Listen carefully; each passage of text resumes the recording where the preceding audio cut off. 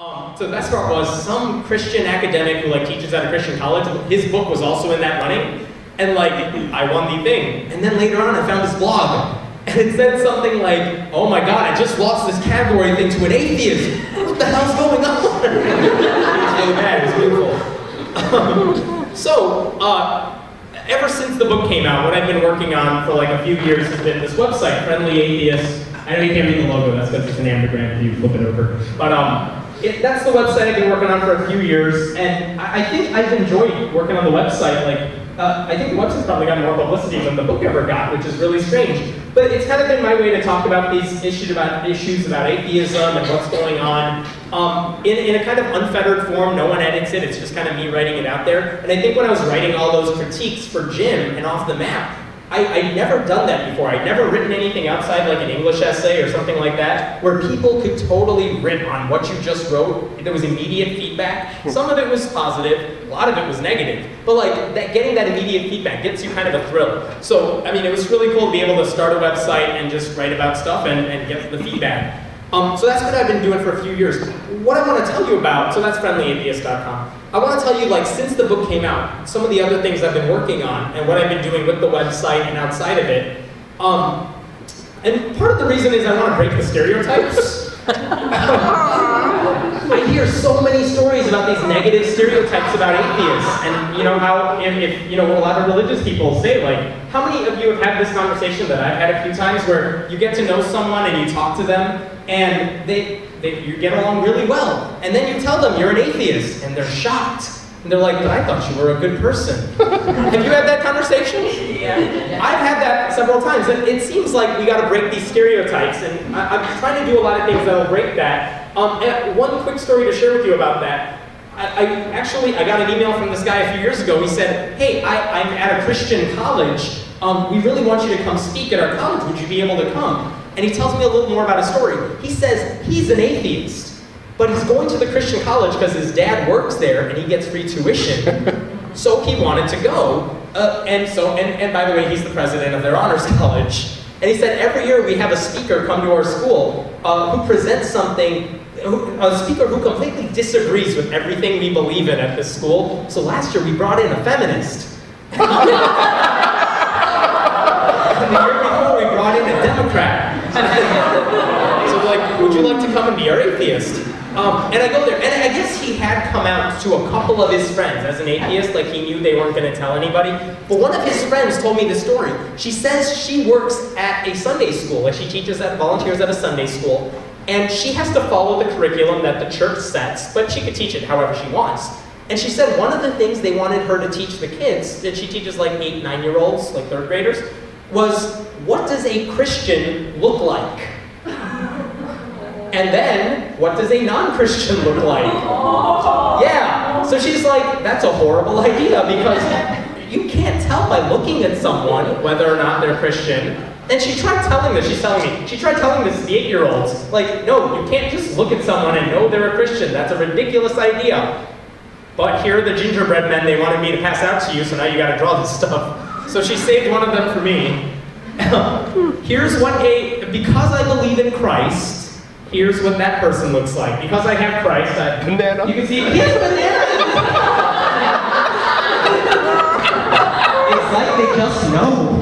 He loves God, he has a cross in the hand, nice hair, nicely colored in shirt. So, what about someone who doesn't have Christ? Yeah, awesome. Crazy hair, tattoos, he's cussing in the voice ball thing. He's wearing like a vest because that's evil. He's not colored in all the way. I think I'm mostly offended by the unibrow.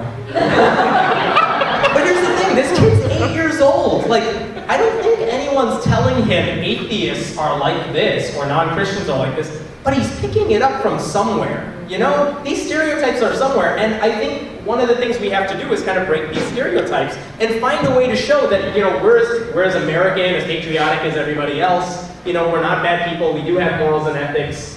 And so here's a couple of things I've been working on trying to do. Oh, by the way, before I get to that, let me share one more story about the website. One of the cool things about the website, like I visited Ted Haggard's church, like I mentioned, He was one of the most vocal anti-gay marriage type of people that was out there. And he leads a big church. He was the type of guy who would have weekly conversations with President Bush. And then he got caught with the gay male escorts. And then he basically disappeared from public life. But it turned out his gay male escort had also written a book afterwards about the whole experience. And he was in Chicago doing a book signing. And here's the thing I discovered, like, my site wasn't that popular, like, it was starting, it wasn't that big of a deal. But I was like, hey, every time people want to contact me to do an interview about that book, they usually don't contact me directly. They contact my publishers, and they say, hey, we want to do an interview. And then my publisher, it just contacts me saying, do you want to do this? And it's like a third party. And so I'm like, well, I can do that too. So I contact his publishers. I'm like, hi, I'm the media, because I have a blog. Can I interview Mike? And they're like, and they call, I left a voicemail. They called me back a minute later. They're like, yeah, here's his hotel room number. Give him a call. All right. So I give him a call. I'm like, hi, can I interview you like tomorrow? He's like, sure, just meet me at this hotel that I'm staying at. Fine. So I go to his hotel the next morning, and I go to the lobby, and he's not there. And I'm like, where did you go? So I give him a call. I'm like, hey, Mike, where are you? He's like, why don't you come up to my room? I think that's where Ted Haggard has his problems started. I go up to his room. He was the most amazing guy to talk to. He answered, and by the way, people had like sent in questions they wanted me to ask him, and he answered all of them, and then some, and things that I never wanted to hear. But it was very cool, and I found out that like, hey, if you have a blog, like it doesn't matter really how popular it is. If you tell someone, hey, I want to give you free publicity, they're more than willing to do it. There was another event in Chicago a few months after that. That was a debate on the merits of pornography between porn star Ron Jeremy and the pastor of a church called the XXX Church that caters to women who want to leave the porn industry. So I called them up, I'm like, hi, I'm media, can I get free tickets? They're like, sure, we'll send you front row seats. It works. Seriously, if you have a blog, just do that. And ever since then, I've been able to get interviews with people like Rolling Stone's Matt Taibbi and like a bunch of other really cool writers that talk about religion and stuff. So here's one thing one of the ways trying to break these stereotypes, or just exposing that this stereotype is even out there. This is the end of the election, 2008, in the Senate race in North Carolina between Elizabeth Dole, who was the incumbent and Republican, and a Democrat, Kay Hagan. And you can tell, like, for most of the election, Kay Hagan's losing, and then 2 months before the election, she starts rising up. And I think the Dole campaign knew that they were losing, like they were losing in the polls. And so they ran this campaign. They found out that Kay Hagan went to a fundraiser hosted by a guy who happened to be an atheist, who works with a lot of atheist organizations, but he wasn't doing that because of that. He was fundraising for her because, one, he liked her, and two, he also worked with the ACLU and several organizations she openly supported, so he's like, let me host a fundraiser. So she went there, and then the Dole campaign found out, and they put out TV commercials. I don't have it with me, but the TV commercials said, like, Kay Hagan fraternizes with atheists, and she's running for US Senate. And then at the end of it, they're like, don't vote for Kay Hagan. And then a voice in the background, there is no God. That was their commercial. They also sent out a flyer. The Republican Party in North Carolina sent out this to every member. Godless Americans Political Action Committee wants to remove under God from the pledge. And they want Kay Hagan in the US Senate. Can you even hear like the low, scary music playing in the background? And Godless Americans want to eliminate the Christmas holiday. And they want Kay Hagan in the Senate. No, we don't. But the best part, look at who they're quoting. There's my website. Here's what's scary. I didn't write that. That's some random commenter on my sites. Like, they're quoting a commenter. That's not fair. And that could have been a lot worse, but all that person's saying is, I don't know that I've ever been to North Carolina besides driving through, but I just donated to her campaign. Like, ooh, an atheist donated to her campaign, therefore you should not vote for her. And the other one, daylightatheism.org. Kay Hagan ought to be rewarded for inviting non-believers onto her platform.